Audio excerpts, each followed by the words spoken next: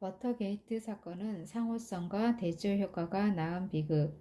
1보 후퇴 2보 전진 전략이 효과적인 이유는 그것이 상호성의 법칙에 호소하고 있기 때문이라는 것은 이미 설명된 바 있다.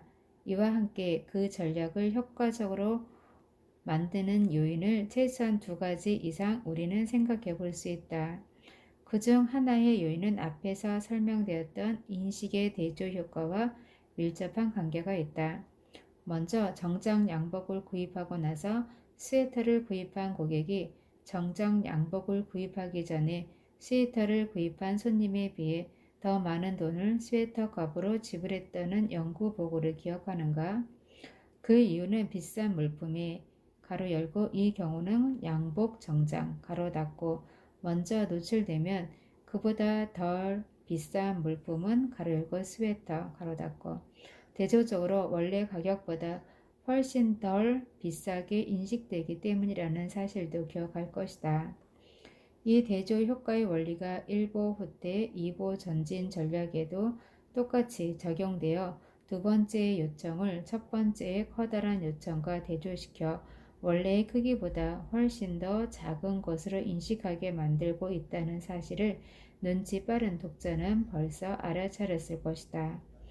만일 내가 당신에게서 5달러를 빌리고 싶다면 먼저 당신에게 10달러를 빌려달라고 요청함으로써 5달러를 빌려달라는 다음의 요구를 작아 보이게 만들 수 있다.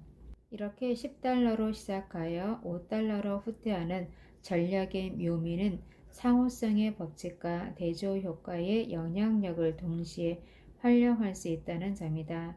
이제 5달러를 빌려달라는 나의 요구는 상호성의 법칙에 따라 당당하게도 당신 측의 양보를 요구할 뿐만 아니라 그 요구 자체의 크기도 원래의 크기보다 훨씬 더 사소하게 느껴지게 만든다. 이 2가지의 힘이 결합되면 그것은 우리에게 엄청난 영향력을 발휘한다. 그 증거가 바로 1보 후퇴, 2보 전진 전략에 내포되어 있는 잠재적 영향력이다.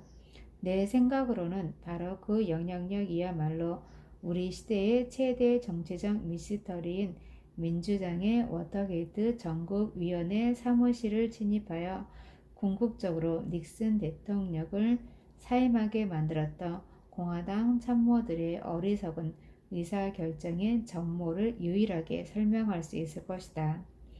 그 결정에 깊숙이 개입하고 있었던 매그 루더는 워터게이트 사무실에 침입했던 사람이 체포되었다는 보고를 받자마자 즉각적으로 어찌하여 우리가 그토록 어리석었던가 라고 한탄하였다. 정말 왜 그런 결정을 하였을까? 그 결정이 왜 그토록 어리석었는지는 다음과 같은 그 당시의 상황을 보면 쉽게 이해할 수 있다. 원래 그 아이디어는 대통령 재선위원회의 정보 수집 업무를 책임지고 있었던 리디의 것이었다. 그는 백악관의 고급 참모들 사이에서 약간은 경박한 사람으로 인식되어 그의 의사결정 능력에 의심을 갖는 사람이 적지 않았다. 리디의 제안은 엄청난 예산을 필요로 했다. 그는 추적이 불가능한 현금으로 25만 달러의 예산을 청구하였다. 3월 하순경 대통령 재선위원회의 위원장인 미첼과 그의 참모인 매그루더 그리고 라루와의 회의에서 리디의 제안이 승인되었을 때 닉슨 대통령이 다가오는 11월의 선거에서 재선에 성공할 가능성은 그 어느 때보다 높았었다. 가장 강력한 경쟁자였던 머스키는 예비 선거에서 죽을 쓰고 있었고 또한 민주당의 후보로는 그가 쉽게 물리칠 수 있을 것이라고 예상된 맥거번이 선출될 것이 분명했기 때문이었다. 누가 보더라도 닉슨의 재선은 거의 틀림이 없었다.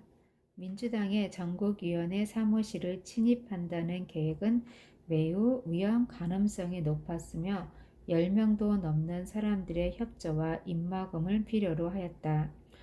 공화당에 의해 침입 도청당한 민주당 전국위원회 위원장 오브라이언은 그의 워터게이트 사무실에 현직 대통령의 재선 운동에 위협이 될 만한 아무런 정보를 갖고 있지 않았고 또한 닉슨 행정부가 매우 어리석은 실책을 저지르지 않는 한 그러한 정보를 수집할 가능성조차도 갖고 있지 않았다. 그러나 이와 같은 명백한 상황에도 불구하고 적지 않은 경비를 필요로 하고 위험하며 무의미하고 또한 만일 실패하면 엄청난 재난의 가능성이 있는 제안이 그것도 의사결정 능력이 의심받고 있던 사람에 의해 계획된 제안이 승인된 것이다. 어찌하여 미첼이나 맥그루더처럼 사리 분별력이 뛰어났던 사람들이 그러한 매우 어리석은 제안을 승인하였을까? 아마도 그 해답은 세상에 그리 잘 알려지지 않은 사실인 리디의 25만 달러짜리 제안이 그의 최초의 제안이 아니었다는 점에서 찾을 수 있을 것이다. 그의 최종안이 승인되기 약 2달쯤 전에 미첼, 맥그루더 그리고 딘과의 회의에서 제시된 그의 최초 제안은 100만 달러 규모의 다양한 프로그램으로서 워터게이트 사무실 도청을 비롯하여 특수 장치를 내장한 정보 추적 비행선의 이용, 강도로 위장한 침입, 유괴 및 습격단 조직, 민주당 정치인들을 유혹하기 위한 고급 창녀와의 요트 파티 등등을 포함하고 있었다.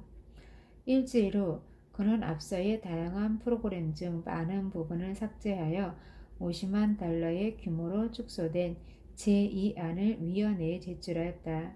그의 두 번째 제안마저 위원회에 의해 거부당하자 그는 최소한도의 규모라면서 25만 달러의 제안을 미첼, 맥그루더 그리고 라루와의 회의에서 제시하였고 비록 그 계획이 여전히 어리석었지만 마침내 위원회의 승인을 얻을 수 있었다.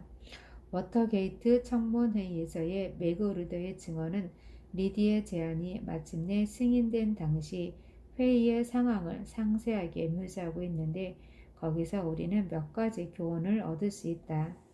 먼저 맥그루더의 보고서를 들어보자. 애당초 우리 중 어느 누구도 그 계획에 전적으로 찬성하지 않았다. 그러나 그 계획이 100만 달러 규모에서 25만 달러 규모로 축소되어 제시되자 그 정도의 규모는 아마도 적절하지 않을까 점차 생각이 바뀌게 되었다. 그를 빈손으로 보내기는 쉬운 일이 아니었다. 미첼도 리디에게 무언가는 주어야만 한다는 생각에서 좋아, 그에게 25만 달러를 주고 그가 어떤 일을 해내는지 두고 보자 란 마음에 그 제안을 승인하였다. 최초 리디의 엄청난 요구에 비추어 보았을 때 25만 달러라는 액수는 그저 그런 정도의 작은 존재로 둔갑되어 미첼 측의 양보의 도구로 사용되었던 것이다. 2년이라는 세월이 흐른 뒤에야 맥그루더는 리디의 작전이 일보 후퇴, 이보 전진 전략에 의한 것이었음을 뒤늦게 깨닫고 다음과 같이 증언하였다. 만일 그가 처음부터 오브라이언의 사무실을 침입하여 도청합시다 라고 제안하였다면 우리는 그 즉시 제안을 묵살하였을 것이다. 그러나 그 대신 그는 고급 창녀, 유괴, 습격, 태업, 도청 등등의 다양한 계획들로 시작하였다. 그는 그 중에 반 혹은 4분의 1만이라도 얻어내면 만족한다는 생각에서 온갖 종류의 책략들을 총동원하였던 것이다. 한편 결국에는 그의 상사의 결정에 승복하고 말았지만 그 회의에 참석한 사람들 중에서 유일하게 리디의 제안에 직접적으로 반대한 사람이 라루라는 사실도 매우 의미심장하다. 상식적인 차원에서 보았을 때 득보다 실이 더 많은 위험한 계획인 리디의 제안에 왜 상사들인 미첼과 맥그루더가 찬성하고 있는지를 그는 이해할 수 없었다. 리디의 계획에 대한 라루와 다른 두 사람과의 평가의 차이는 여러 가지 측면에서 다양하게 분석될 수 있겠지만 한 가지 분명한 사실은 그 회의에 참석했던 세 사람 중 오직 라루만이 리디와 가졌던 이전의 두 차례 회의에 참석하지 않았다는 점이다. 그리하여 다른 두 사람과는 달리 라루는 상호성의 법칙과 인식의 대조 효과에 영향을 받지 않는 객관적인 상태에서 리디의 세 번째 제안을 평가할 수 있었고 그 결과 그의 계획이 말도 되지 않는다는 것을 금방 알아차릴 수 있었는지도 모른다.